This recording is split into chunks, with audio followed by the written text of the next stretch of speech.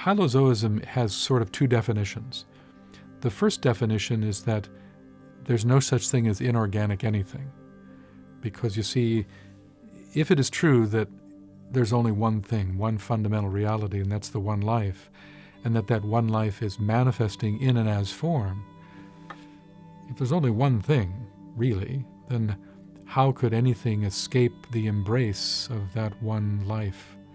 So that's why even the stones we walk upon must have the element of life teeming within them if we could but understand how to see it or understand it. So that's definition one, that nothing can escape life. Therefore, there's nothing really technically inorganic. That idea of organic and inorganic is far more arbitrary than we realize. The second definition is perhaps more important here, and that is, this gets into what I was saying earlier about magnitudes of life, that every unit of life is nested within a greater unit of life, which is nested within yet a larger unit of life ad infinitum. And that,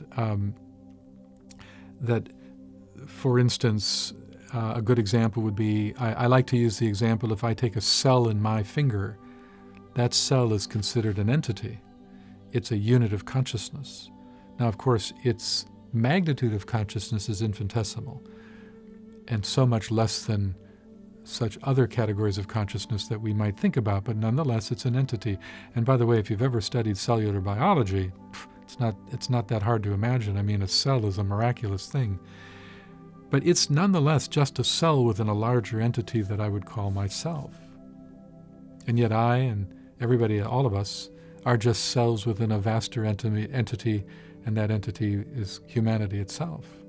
And from the esoteric point of view, humanity is one being, one entity, and it has a soul, and it has a personality, and as I've said earlier, those two can come into conflict with each other and cause great problems, as we see in the world today. But nonetheless, humanity is one entity, and yet it too is just a unit within a vaster entity, and we call that entity the planetary logos, the entity that ensouls the entire planet, and that kingdoms of nature are just the outpicturing of layers of its consciousness, and that the human kingdom plays a very unique role because the human kingdom represents the throat chakra to that entity. And I'm always, whenever I think about that, it gives me pause, because, imagine that the entire sum total of all human consciousness is nothing but this vibration to that entity.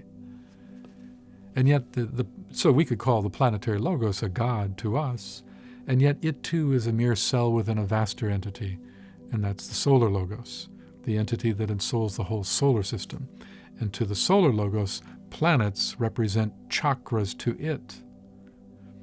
And yet the solar logos is also a unit within a much vaster entity, and that entity we often call the one about whom naught may be said. It's said to be a cosmic entity that embraces 7 stars in our local cosmos, and our star, our sun, is said to be the heart chakra to that entity.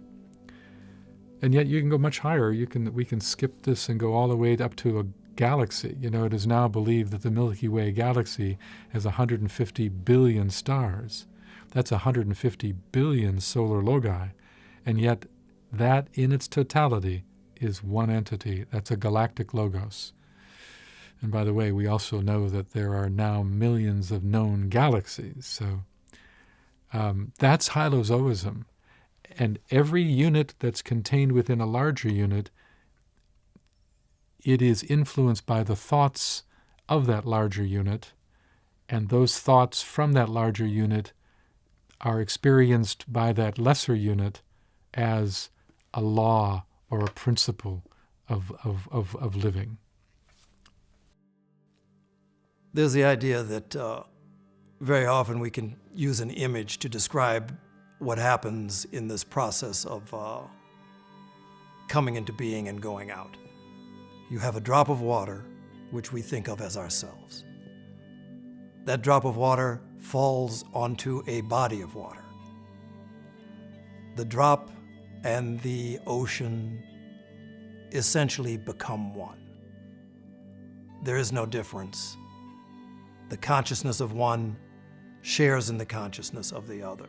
So there's this idea that each and every seemingly individual life form actually shares in the life of this greater whole. Really we have this idea of ourselves, which is not too hard to grasp, which is that within every human body there are however many trillions of cells.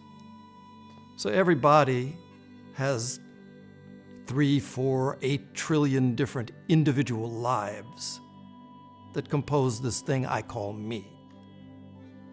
We don't have a problem with grasping that. It becomes a little bit more challenging when we think of ourselves as perhaps those same sort of cells within some greater body. If, in this imaginary example, a cell in our body were to have the thought that, there's something greater that I'm a part of, and maybe as a little stomach cell, maybe I can come to understand something about this greater life that I'm embodied in. You'd say that that's a spiritual cell, a cell that is somehow turning toward an esoteric understanding. Obviously, the example is a little bit ridiculous, but in our case, one of the beauties of the coming to a stage of actually being a human being, and particularly a human being who has had some sense of an awakening, that's exactly what occurs, where we try to understand what is this greater life that we're a part of, and how do we fit in, and the natural sort of awareness that comes about that the greater functioning of the greater life is that which improves the functioning of myself as an individual and of those around me. So this is a sort of balance that is always the attempt of the person who has had some sense that there's something more. And it constitutes the difference between what you could call an esoteric and an exoteric approach to just the basic process of living.